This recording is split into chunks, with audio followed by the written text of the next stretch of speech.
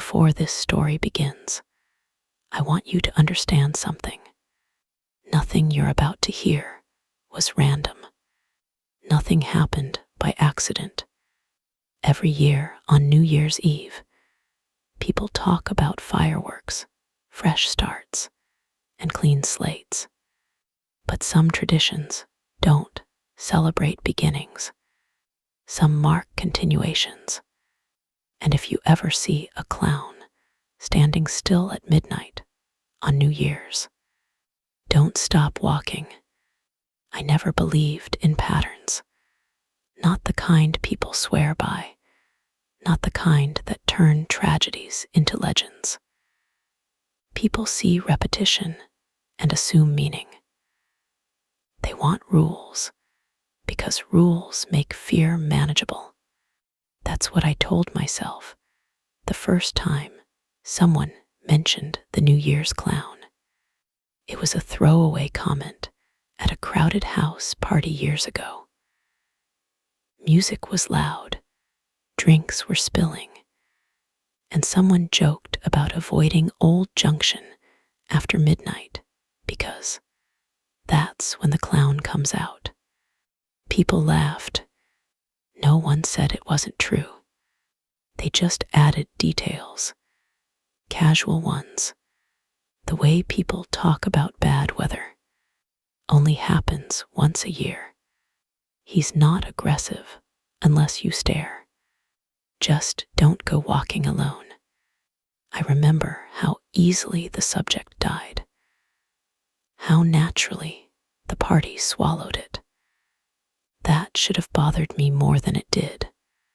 I forgot about it completely. Until the year my sister moved closer to Old Junction. Me loved the city, loved crowds, noise, and the way time felt stretched during celebrations. New Year was her favorite night of the year. She said it felt like permission to be reckless, just once. I hated it, but I went every year anyway. That night, we left a friend's apartment just after midnight. Fireworks were already tearing the sky open, echoing off buildings in uneven bursts. The air smelled like smoke and alcohol and damp concrete. People were everywhere, laughing, shouting, drifting aimlessly in clusters. Ride shares were impossible, so we walked. Old Junction was the fastest route home. Me teased me when I hesitated at the edge of the darker streets. Relax, she said. It's just old buildings and bad lighting. I didn't answer because something already felt wrong. The sound changed first. The noise didn't fade, it warped. Fireworks echoed longer, stretched out, bouncing between walls, until it was hard to tell where the explosions were coming from. Footsteps sounded closer than they were. Voices felt distant, even when they were. Then we saw him. He stood under a flickering street lamp, perfectly still. At first glance, my brain tried to categorize him as harmless. Costume, prank, someone trying too hard. But the longer I looked, the harder that became. The suit wasn't bright or cheap. It was thick, layered, heavy-looking. Deep red fabric stained darker in places. The white portions were dingy, like they'd absorbed years of grime. The ruffled collar drooped instead of flaring, crusted along the edges. His shoes were massive and curved at the toes, scuffed and smeared with something dark that caught the light when he shifted his weight. And he was holding an axe, not a plastic one, not decorative, a real fire axe, its blade nicked and dulled, metal darkened with old residue. The handle was wrapped unevenly, something layered over wood tape, maybe cloth, maybe something else. Me slowed beside me. "Okay," she whispered. "That's unsettling." The clown turned his head. Slow, controlled, intentional. His face was painted white, but unevenly, like the person who did it didn't care about smoothness.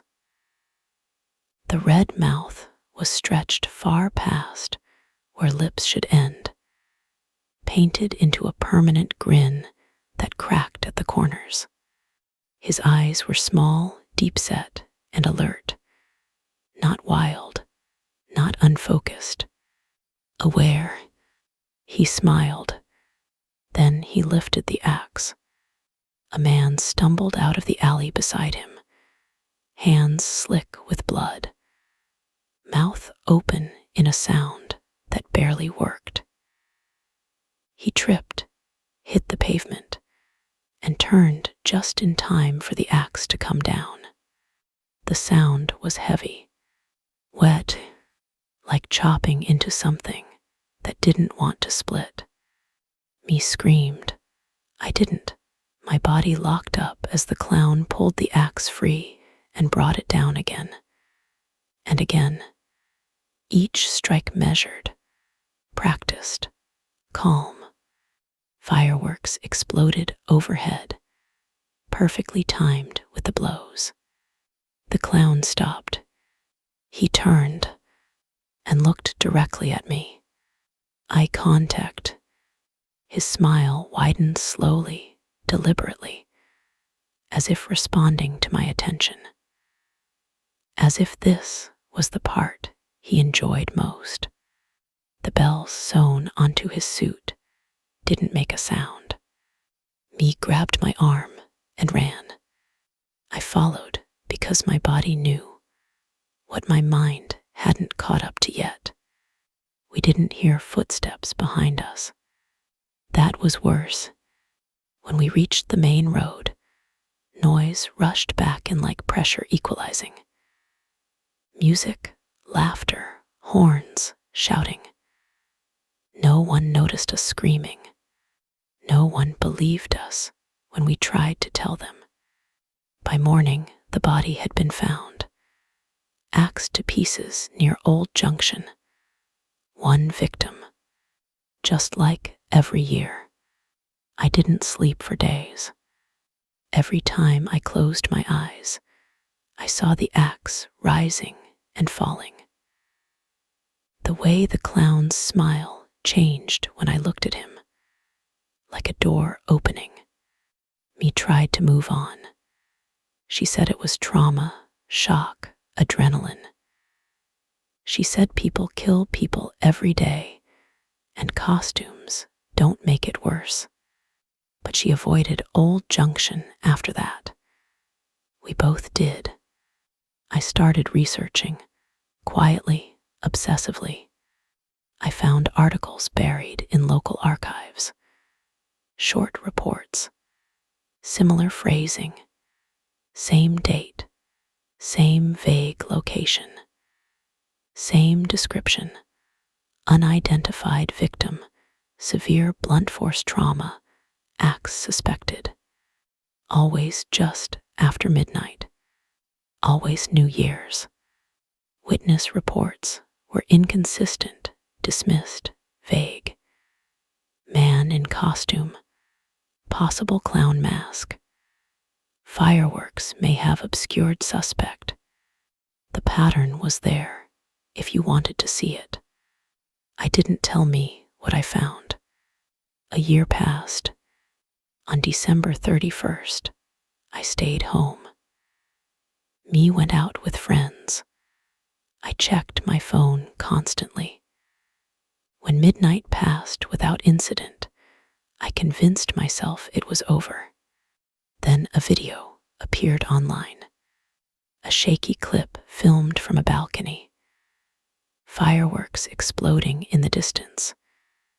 And below, under a street lamp, A clown, standing still, holding an axe, facing the camera at exactly 12 o'clock. The comments were jokes, compliments on the costume, laughing emojis. Someone wrote, "Dude nailed the creepy vibe." I threw up in my sink because I knew that stance. The slight tilt of the head, the way the axe rested against his leg, and because, just before the video cut off, the clown lifted his free hand and waved, not at the camera, at me. The third year, I saw him again. Different city, different street, same midnight, same axe. I was crossing a crowded intersection when the fireworks started. People cheered. Someone kissed me on the cheek by accident. Confetti stuck to my coat, and there he was, across the street, not moving, not blending in, waiting. His head turned slowly until our eyes met. Recognition sparked in his expression. His smile deepened. He took one step forward. I turned and ran. I didn't stop until I was inside my apartment with the door locked and every light on. I spent the rest of the night sitting on the floor, back against the wall, listening for sounds that never came. The next morning, a man was found dead 2 blocks from where I'd seen the clown. Axed. New Year's Day. That was when I understood. He wasn't tied to Old Junction. He wasn't tied to a place. He was tied to the moment, and he chose witnesses. After that, he started appearing closer, in reflections, in videos sent from unknown numbers, in photos I didn't remember taking, always at midnight, always smiling, always holding the axe. The messages were never threatening, never direct, just timestamps, coordinates, proof. The 4th year, I stayed home alone. No lights, no sound, phone face down. At exactly midnight, something scraped across my hallway floor. Slow, deliberate, metal against tile. I didn't move. The scraping stopped outside my bedroom door. A shadow fell across the gap beneath it. A voice whispered softly, amused and warm. Everyone deserves a witness. I don't remember losing consciousness. I woke up in the morning alone, unharmed, my apartment untouched. On my kitchen table sat a party horn and a note, just 3 words written carefully. Next year, I moved after that, changed cities, changed jobs, changed my name online. It didn't matter. The clown followed the calendar, not me. Every New Year's, someone died. Every New Year's, I saw him. Sometimes up close, sometimes through a screen, sometimes only reflected in glass. He never rushed, never chased, never panicked. He knew time was on his side. This year, I didn't run. At 11:58, I went outside. The street was quiet. Fireworks waited in people's hands. Laughter hung in the air. He was already there, under a street lamp, axe resting against his shoulder. He smiled when he saw me. "Midnight," he said softly. Fireworks erupted. I stood still, And for the first time, he hesitated, because witnesses aren't supposed to step forward. If you've listened this far, I want you to remember something. Traditions only survive if people let them. If you ever see a clown standing still at midnight on New Year's, don't stop, don't stare, and don't become the reason he comes back next year. If you enjoyed this story, make sure to like, subscribe, and leave a comment. And tell me, would you keep walking? Happy New Year.